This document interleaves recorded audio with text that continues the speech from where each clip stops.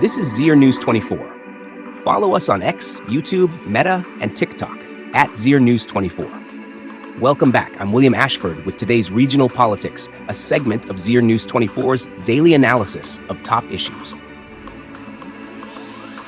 India's new bilateral investment agreement with Israel is not just a trade pact, it is a political statement.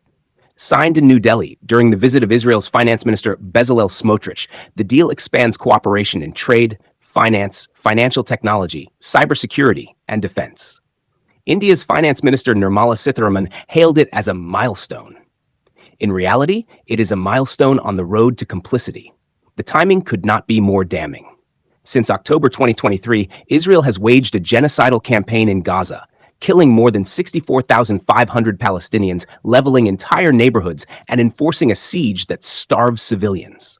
Israel now stands accused of genocide and war crimes before both the International Court of Justice, ICJ, and the International Criminal Court, ICC.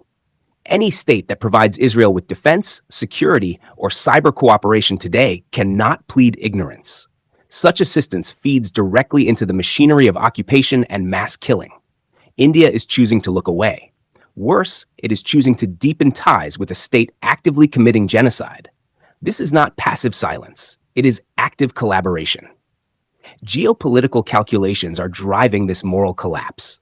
After Donald Trump imposed a 50% tariff on Indian exports, Prime Minister Narendra Modi made a public show of warming to alternative power blocs.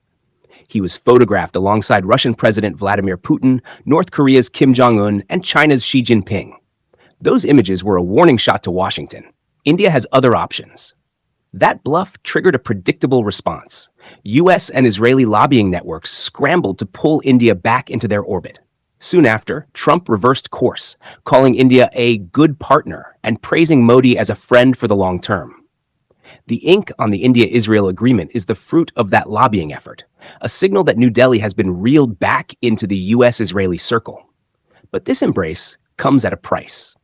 By cozying up to Israel in the midst of a genocide, India is undermining its own credibility across the Muslim world, especially among Gulf states like Qatar, Saudi Arabia, and the UAE.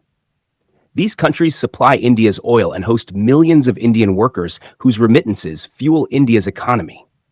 Israel's attacks on Qatar and escalating hostility toward Gulf neighbors could easily sour these vital relationships.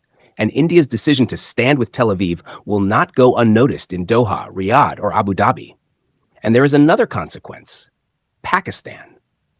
By openly siding with Israel during an active genocide against Palestinians, India hands